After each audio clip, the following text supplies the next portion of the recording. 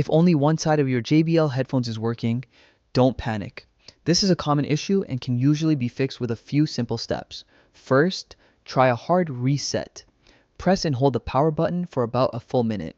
After that, quickly press the power button 3 times in a row. This sometimes resets the connection and brings both sides of your headphones back to life. If that doesn't work, it's time for a full factory reset. Turn on your headphones, then press and hold both the volume up and volume down buttons at the same time. Keep holding them until the lights on the headphones either stop blinking or turn off completely.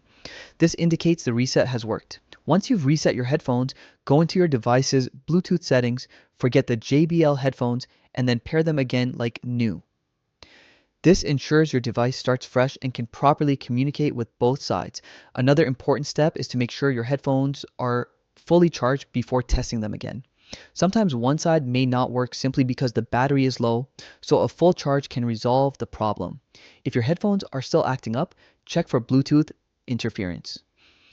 Move away from other wireless devices or Wi-Fi routers while pairing, and make sure your phone or computer has the latest Bluetooth drivers or software updates installed.